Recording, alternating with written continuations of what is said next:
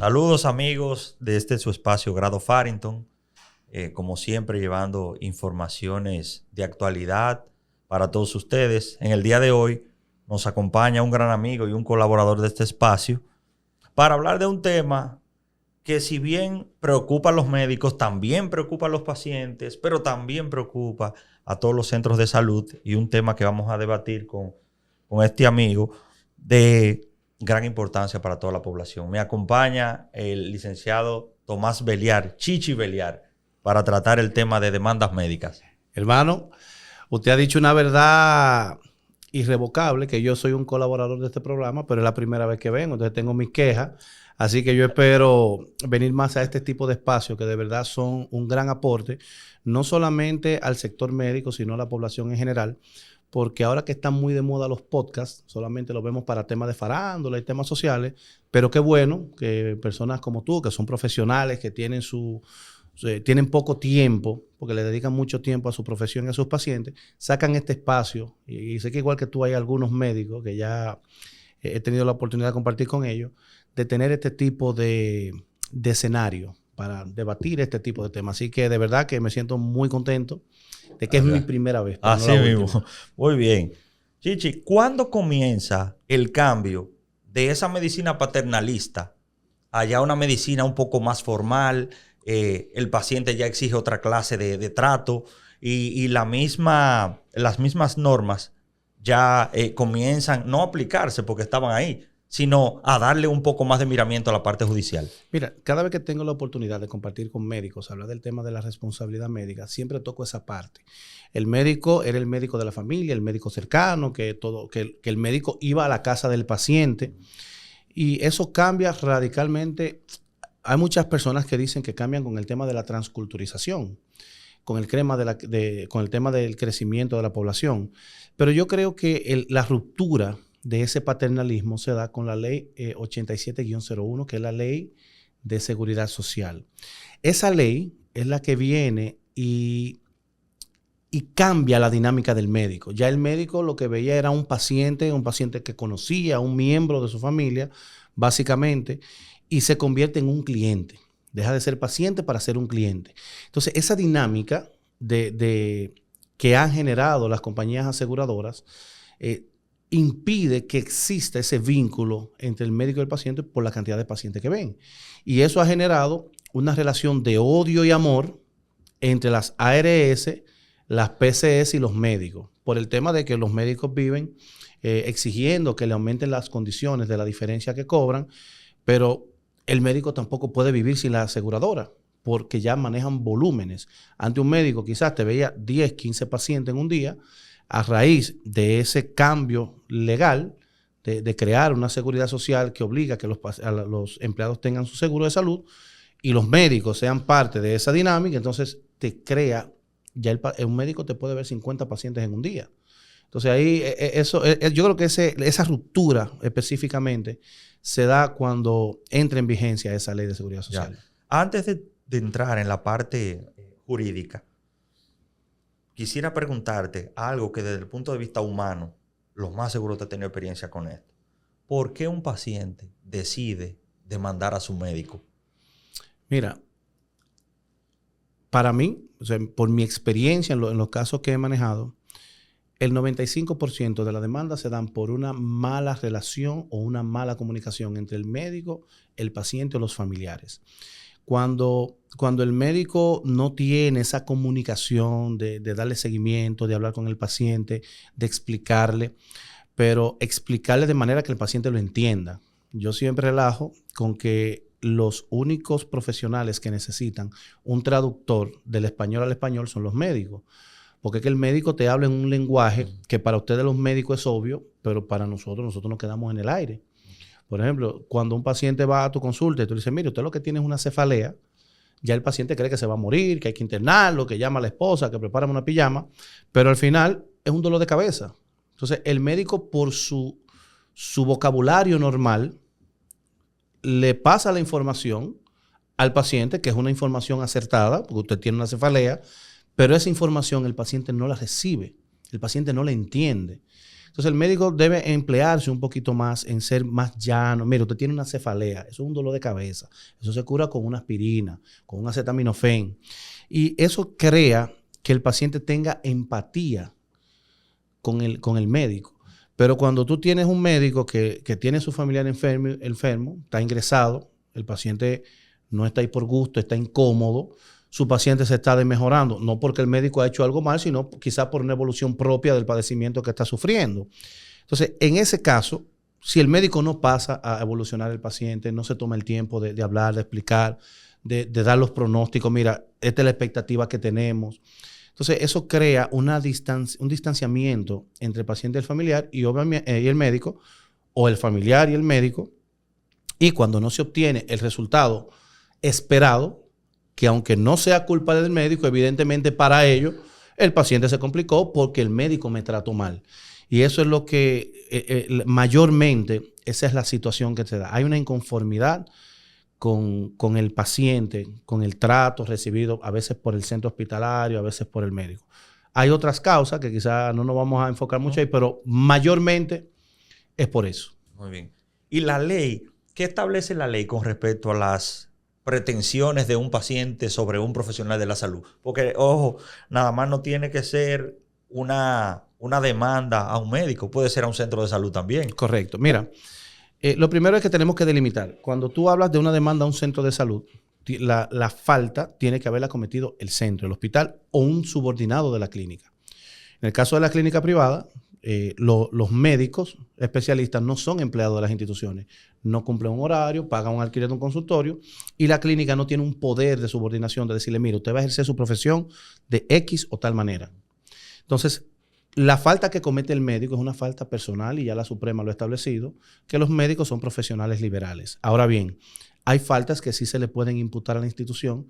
Por ejemplo, cuando un médico de emergencia, que es un médico empleado de la clínica, cuando un médico general, que es empleado de la clínica, quizás una enfermera, un empleado de mantenimiento, cometen una falta, sí la clínica sería responsable por lo que en derecho llamamos la relación comitente a preposé, y la clínica podría ser responsable por el actuar de ese médico. Generalmente, cuando demandan al médico, demandan a la clínica.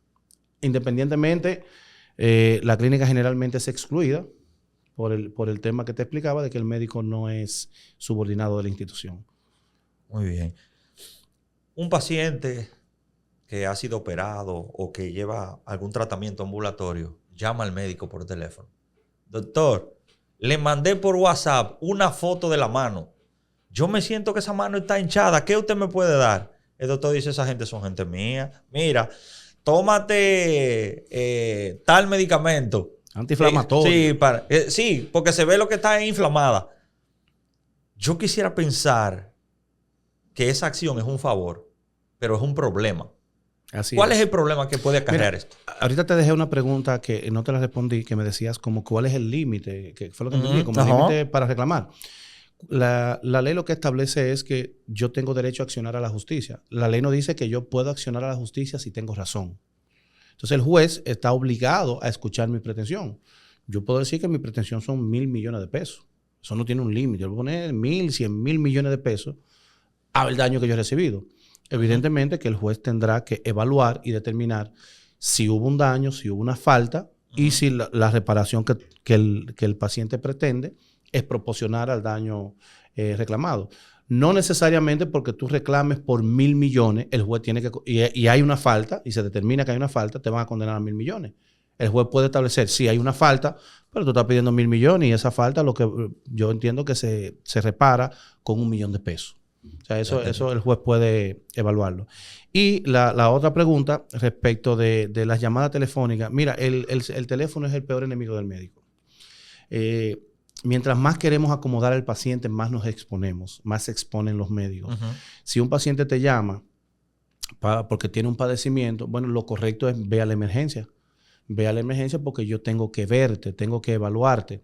Lo que tú puedes ver en una imagen, incluso en un video, no es lo mismo que tú puedes ver físicamente. Físicamente tú puedes quizás notar una sudoración, tú puedes palpar, tomar una temperatura. Hay rasgos específicos que en una evaluación física tú puedes determinar padecimiento, un diagnóstico, o tú puedes iniciar a descartar un diagnóstico. Eso de que te mandé una foto y tú me respondes por ahí, el paciente buscando una ventaja de no tener que coger para la clínica, que es amigo mío, evidentemente si hay un resultado no deseado, entonces la culpa fue del médico porque el médico debió decirme que fuera la emergencia. Entonces hay que tener mucho cuidado con eso. Si es un paciente conocido que tú tienes, que tú lo operaste, que tú conoces su condición, bueno, tú puedes decirle, mira, ¿cómo tú te sientes? ¿Tú te sientes bien? Nada más tiene una pequeña molestia. Mira, no es urgente. Si tú quieres, provisionalmente ve tomándote algo, pero yo necesito verte. Quizás tú no vayas ahora a la emergencia, pero ve mañana a mi consulta. O sea, lo ideal es que cuando una persona tiene un padecimiento debe acudir a un centro de salud. Si no estás para verlo en la consulta, que vaya vía emergencia. Y ya de la emergencia no es lo mismo que te llame un médico de emergencia y te diga, mire doctor, estoy viendo esto, porque ya hablan el mismo idioma que ahorita decíamos que el paciente no entiende. O sea, lo correcto es no dar ningún tipo de información. Yo tengo algunos médicos amigos que cuando le escribo para invitarlo a un compartir social, lo que me llega es un mensaje, no doy consulta por este medio. Pero ya yo entiendo que tengo que recibir ese mensaje antes de poder comenzar a hablar. Claro. Tenemos una serie de actos médicos. La gente a veces piensa que actos médicos se circunscribe solo al quirófano cuando lo van a operar. Y actos médicos, sin número, una receta es un acto médico. Correcto. Con respecto a los actos médicos y su judicialización, ¿pudiera haber algún efecto de que el médico accediendo a un pedido de un paciente amigo? Porque hay pacientes que son amigos de uno. Y potenciales enemigos. Exacto. Y te dice, doctor, mire, para que esa receta el seguro me la cubra, yo quiero, por favor, que el hermano mío... Chichi Beliar, me le ponga a usted, por favor, a nombre de él, porque eso se lo indicaron por 2 meses. Cosa que es bueno aclarar aquí. El paciente mío que me pide eso, le digo, eso es ilegal. Y eso es robo. No, eso no es robo. Eso es plantación. No, eso no es robo. Eso es estafa. Bueno. Porque tú estás estafando al seguro, haciendo una indicación para que el seguro pague de un paciente que no tiene el padecimiento. Y eso es tan delicado que tú puedes indicarle ese tratamiento a esa persona. Y esa persona eventualmente puede ser alérgico a ese medicamento, a nombre de quien tú la estás dando, que no es que se la va a tomar. Y eso puede abrir una caja de Pandora muy delicada. Pero no solamente cuando los médicos se prestan a usar el seguro de un hermano para atender a un paciente, a un amigo. De favor. Y ha sucedido. ¿Qué ha pasado? Que Juan se pone malo, pero Pedro es que tiene seguro. Pero Pedro y Juan se parecen, o sea, en la foto. Porque los centros de salud ven la cédula, pero, cónchole, tú no estás identificando. No, mira, que este tiene un lunar aquí. O sea, se parecen, puede pasar. Y resulta que se pone malo Juan, pero internan a Juan con el seguro de Pedro. Porque es una emergencia, porque se dio un humo y hay que ponerlo de troza, que es lo más común. Y usan el seguro del otro para no tener que pagar. Pero Juan te hizo una reacción en la emergencia, hizo un paro y se murió.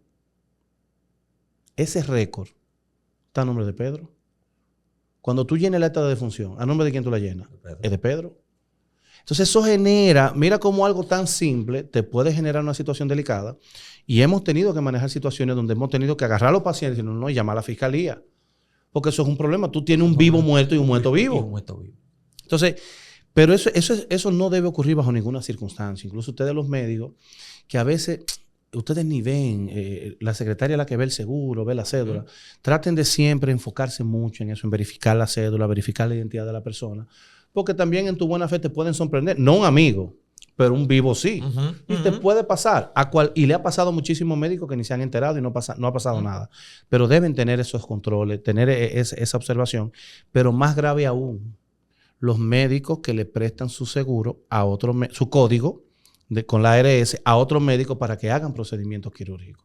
Porque quizás Chichi Beliar no está afiliado con la ARS X, pero Farrington sí. Yo digo, Farrington, mira, yo voy por un paciente, lo voy a operar con el código tuyo, yo te lo reporto y yo te doy un 20% de lo que me gane la cirugía. Y lo hacen muchos médicos, más de lo que tú crees. Entonces, cuando ese tipo de cosas pasa, al igual, se murió el paciente en la cirugía. Porque un paciente se te puede morir, se te puede complicar. El que figura en el médico, en el récord de Farrington. Entonces, como Farrington, la única defensa que Farrington puede tener, que es la verdad, es reconocer que es un estafador. Es ir al tribunal y decirle, mire, bueno, no fui yo que operé, yo le presté mi código al doctor y fue él que operó. Entonces tú estás reconociendo que estás cometiendo una estafa contra la compañía aseguradora. Y a veces los médicos me dicen, no, yo decía que las ARS y los médicos tienen una relación de odio y amor. Cada día las ARS están exigiendo más. Pero es que también a veces los médicos se exponen demasiado y hacen cosas, no digo que todos, ni la mayoría, pero hay algunos médicos que hacen cosas que hacen que los seguros desconfíen y cada día tengan más restricciones. Entonces, tenemos que ver cómo, como gremio, nosotros logramos enderezar esas situaciones, ser más vigilantes, tanto las instituciones como las sociedades especializadas, hacer mucho hincapié en esa lealtad frente a la ARS y evitar este tipo de situaciones, porque como bien tú decías, es ilegal, pero literalmente es una estafa. O sea, el médico que presta su código, tanto el que lo presta como el que lo usa, son estafadores. ¿Cuál es el camino por el cual transita un médico y un paciente en un problema judicial por una atención? Mira, no solamente por la atención, a veces hasta por el resultado. En medicina, tú puedes aplicarle el mismo tratamiento a dos pacientes con los mismos padecimientos y obtener resultados totalmente distintos. La obligación del médico es una obligación de medios, no de resultados, salvo en algunos casos específicos, como los cirujanos plásticos, que trabajan sobre un paciente sano y sí tienen una obligación de resultado. La obligación de medios significa que tú pones a favor del paciente todo tu conocimiento, tu capacidad, tú vas a ser prudente, vas a ser diligente, tú vas a actuar como un buen padre de familia, como un término muy, muy jurídico, y que tú vas a actuar en base a los protocolos médicos establecidos. Ahorita conversábamos, yo decía, es que un médico no opera un paciente y se levanta y dice, mira, hoy yo voy a operar a los 5 primeros pacientes que lleguen, yo lo voy a operar de la oreja. No, hay un protocolo que te dice, cuando el paciente llega, ¿qué hago? Interrogo al paciente, que era una buena historia clínica, lo evalúo, en base a ese interrogatorio ya me da una idea de qué tiene, si le duele la barriga, ya yo tengo que ir pensando en que puede ser una gastritis. O sea, tú vas paso a paso y ese protocolo que tú cumples termina con una indicación de estudios. Ya tú tienes una presunción, coño, el tipo lo que tiene es una gastritis, pero tú tienes que hacerle unos estudios. Tú le indicas los estudios y esos estudios, que son las analíticas o las imágenes, te confirman el diagnóstico que tú, por la clínica, tú determinaste. Resumiéndote, al final el acto médico tiene muchas vertientes. Lo que debemos entender que el acto médico es todo lo que el médico hace con ese paciente, de manera desde el punto de vista médico. ¿Y las incapacidades, la licencia? Mira, aquí hay un relajo con eso. Eso cae igual en la estafa. Porque aquí hay dos cosas que se está dando mucho. Aquí hay médicos dando licencia médica alegre. Mira, que llega la familia mía y dame una licencia. Y los médicos se la dan. Hay empresas que han ido a las instituciones con las que yo trabajo solicitando información sobre ese paciente y la licencia médica. Y se está dando un fenómeno, y por eso es bueno que este tipo de discusiones en este tipo de ambiente la tengamos, porque yo estoy seguro que este podcast no nada más no lo ven médicos, también lo ven empresarios, claro. Lo ven gente de la sociedad. Y hay muchos empleados que están falsificando un certificado en una hoja timbrada de instituciones, copian el sello y son tan osados que a veces ponen nombres de médicos que ni existen. Y nosotros hemos tenido que dar certificaciones. Ahí detectamos un caso de una persona que tenía ya un año presentando licencia médica de una institución. O sea, esa empresa duró un año pagando a un empleado que supuestamente estaba en licencia. Y realmente se demostró que no era ni paciente de la institución y que no sabemos si tenía la enfermedad, pero no era un paciente de la institución. Entonces, en este mundo de los médicos, yo creo que los médicos deben ser cautos, deben apegarse a lo que le enseñaron cuando eran estudiantes, cuando eran residentes, a escribir, que ya a los médicos, los especialistas no les gusta escribir, hay que escribir, los ricos hay que escribir. Tener esa disciplina de cumplir con los protocolos y con los procedimientos médicos establecidos. Eso le va a evitar muchos problemas. Y evidentemente, siempre la buena relación, la buena comunicación con el paciente y los familiares. No es que tú seas su mejor amigo, pero sí que tú seas un profesional, que el paciente se sienta que el médico le está dando la información que necesita y que el médico está ahí. Muy bien. Hemos visto en los últimos días una serie de publicaciones en los medios con respecto a sentencias contra centros de salud y contra médicos. Y nos llama muchísimo la atención uno publicado hace días al Hospital Ney Arias Lora con respecto a un paciente que se amputó luego de una tensión que provino de un accidente de tránsito de un paciente. Mira, esa sentencia ha causado un revuelo porque es el cuento de Pedrito y el lobo. Ahí viene el lobo, ahí viene el lobo. El lobo llegó. Yo tengo 20 años dedicado a este tema de la responsabilidad médica y siempre insisto en que este tipo de cosas pueden pasar. Yo estuve leyendo, no le he profundizado, pero sí leí la sentencia.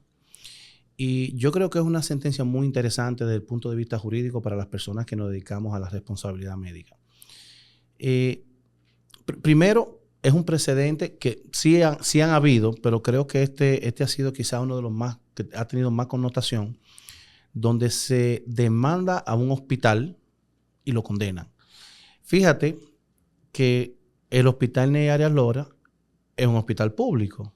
¿Qué resulta? No puedes demandarlo por la vía ordinaria, porque al ser un hospital que pertenece al Estado, hay un tribunal especial que es el que regula o conoce de los conflictos entre el Estado y los particulares, que es el Tribunal Contencioso Administrativo. Por eso tú ves que se van directamente al Tribunal Contencioso Administrativo, donde un paciente está demandando al hospital. Fíjate que ahí no hay médicos. Yo te decía ahorita que los médicos son profesionales liberales. En la clínica no es responsable de lo que haga el médico, pero en los hospitales es distinto, porque el médico sí es empleado del hospital, porque está en una nómina, porque tiene una subordinación, sí hay un orden jerárquico, tiene que cumplir órdenes dentro del hospital. Entonces, ¿qué resulta? Como existe la relación comitente-preposé, lo que el médico hace dentro del hospital, el hospital es responsable por ese vínculo de subordinación. Y como es del Estado, tú tienes que irte por la vía correspondiente, que es el Tribunal Contencioso Administrativo. Hay varios puntos que toca la sentencia, y el primero es un tema del plazo para interponer la demanda. La Suprema se ha pronunciado, eso es un tema ya debatido, que son 2 años. En este caso particular, se refiere a un paciente que tuvo un accidente en el 2016 de tránsito, tuvo una fractura de tibia, de peroné, y tuvo algunos tratamientos, luego tuvo una infección y terminó en una amputación.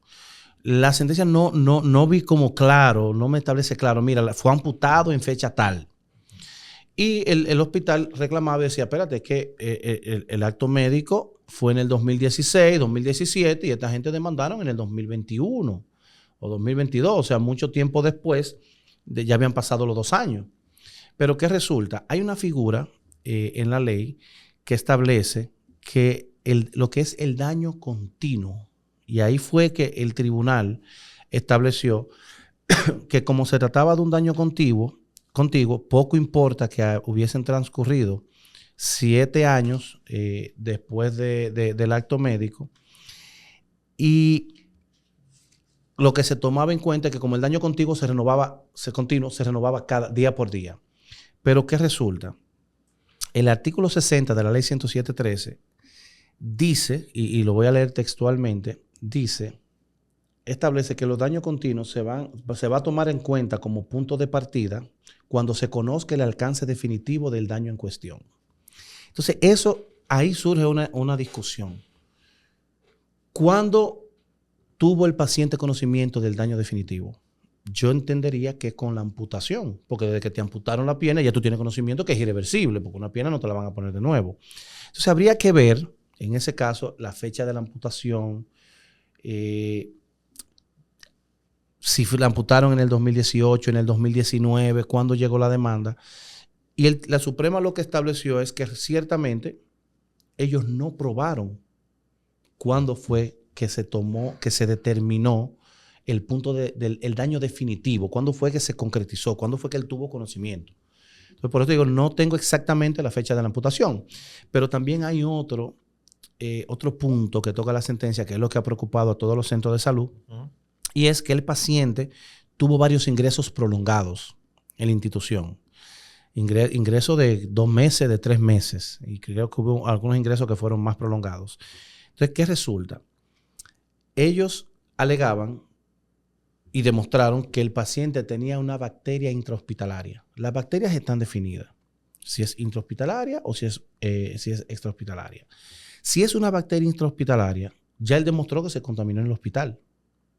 Eso no se discute porque son bacterias que solamente existen en los hospitales. Ahora bien, lo que dice la sentencia que el hospital no pudo demostrar es que había cumplido con los protocolos de esterilización para evitar que eso pasara. Y te pongo un ejemplo palpable. Los anticoagulantes. Tú vas a operar, sobre todo en la ortopedia, tú tienes que tener un esquema de anticoagulación. Tú debes utilizar un anticoagulante. Si tú usas el anticoagulante, tú no tienes garantía de que el paciente no te va a hacer un tromboembolismo. Lo puede hacer. Lo puede hacer, aún usando el anticoagulante. Sí, lo puede hacer. Ahora, si tú no se lo pones y lo haces, tú violaste el protocolo porque no lo utilizaste y el protocolo dice que había que utilizarlo. Ahora, si tú utilizas el anticoagulante y el paciente hace el tromboembolismo, tú estás eximido porque tú hiciste lo que establece el protocolo.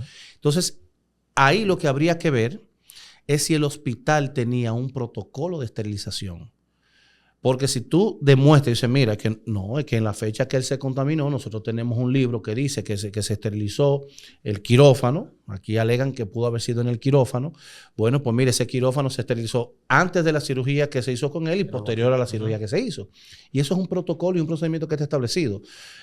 Yo estoy seguro y estoy convencido que todas las instituciones, las PCS, las prestadoras de servicios de salud, en este momento deben estar sentados revisando sus protocolos internos de esterilización, pero no solamente de los quirófanos, sino también de las áreas, porque creo que se ha malinterpretado que la gente dice, bueno, pero yo ahora si voy a una clínica y se me pega una bronquitis, entonces yo puedo demandar a la clínica porque... No es eso. Estamos hablando de un asunto de infección, de bacterias específicas que están determinadas que existen.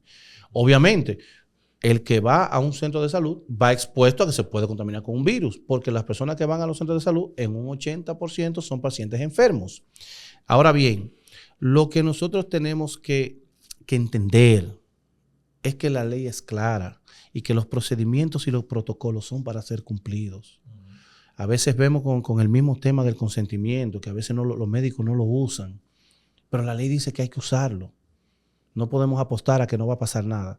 Yo creo que esos son los aspectos más importantes de esa sentencia y evidentemente que hay un aspecto jurídico donde en derecho se llama el fardo de la prueba. Ahí el famoso artículo 1315 del Código Civil establece que todo el que alega algo en justicia está obligado a probarlo. O sea, si tú me demandas, tú tienes que probarme cuál es la falta que yo he cometido. Eso solamente se invierte en materia laboral, donde yo te demando y no tengo que probar nada porque el empleador es que tiene que probar que ha cumplido con todo lo que establece la ley. Yo nada más lo digo. Y eso tiene una razón de ser porque toda la documentación de los cumplimientos laborales la tiene la empresa. El empleado no tiene acceso a eso. Y la Suprema en estos casos ha fijado una posición donde dice, si bien es cierto que la carga probatoria la tiene el demandante, no menos cierto es que en ese aspecto de cumplir con los protocolos, la carga probatoria de la clínica o del centro hospitalario era quien tenía que demostrar que cumplió con los protocolos de esterilización o que hizo o que fue prudente y diligente con las medidas de seguridad y por la garantía de seguridad que tiene frente al paciente, de haber realizado acciones tendentes a evitar de que los pacientes, o a reducir el riesgo de que los pacientes se contaminen con una bacteria. Y ese ha sido el espíritu de esa sentencia. Yo sé que eso inquieta mucho al mundo médico. A veces los médicos dicen, pues bueno, pues yo no voy a ejercer, si esto va por este camino, si este entierro no dobla. No, es simplemente cumplir con los protocolos, hacer lo que ustedes saben hacer, obtener el consentimiento, hacer una buena historia clínica, mantener una buena relación con el paciente y de parte de los centros hospitalarios, bueno, pues cumplir con los protocolos establecidos por salud pública, tanto de seguridad, de los comités que deben de estar en los centros, comité de biomorbilidad, comité de seguridad, todo ese tipo de comité que establece la ley y cumplir en este caso particular, ser muy celoso y riguroso con los cumplimientos de los protocolos de esterilización. Muy bien. Señores, ha sido un placer para nosotros Chichi, ¿qué más? Agradecerte nuevamente. No, para mí un honor estar aquí. De verdad que yo espero que realmente usted me tenga como colaborador, porque colaborador nomás no es afuera. Hay que venir de vez en cuando a tocar estos temas y de verdad la mejor disposición para ti, para tu programa. Cuando me necesiten, aquí estaremos. Muchísimas gracias. Señores, esperamos que a ustedes les haya gustado este contenido. Se suscriban y le den a la campanita para que reciban la notificación en la medida que ustedes vayan viendo que va a ir fluyendo todo este contenido que he creado para ustedes. Será hasta la próxima.